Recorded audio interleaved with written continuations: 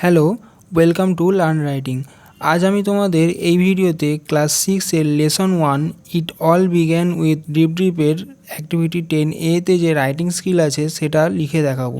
তোমরা ভিডিওটা স্কিপ না করে পুরোটা দেখতে থাকো, আর চ্যানেলে নতুন হলে চ্যানেলটা এখনই সাবস্ক্রাইব করে নাও। দেখো অ্যাক্টিভিটি 10A-তে কি বলা আছে। Imagine you are caught in a storm. মনে করো তুমি একটি ঝড়ে আটকে পড়েছো। While returning home one night. যখন এক রাত্রে তুমি বাড়ি ফিরছিলে। Write a short paragraph in about 60 words. 60টি বাক্যের মধ্যে একটি ছোট প্যারাগ্রাফ লেখো ডেসক্রাইবিং ইয়োর এক্সপিরিয়েন্স। তোমার অভিজ্ঞতার বর্ণনা নিয়ে। Use the following hints. নিচের সংকেতগুলি ব্যবহার করো। দেখো হিন্টসগুলো কী কী দেওয়া আছে।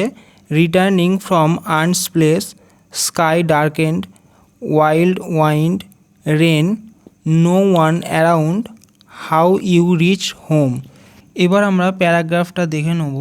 দেখো প্রথমে একটা টাইটেল দিতে হবে, মাই experience on a stormy night. One night I was returning home from my aunts place. এক রাত্রে আমি আমার মাসির বাড়ি থেকে আমার বাড়ি ফিরছিলাম। Suddenly the sky was darkened. হঠাৎ করে আকাশ অন্ধকার হয়ে গেল। And a storm began.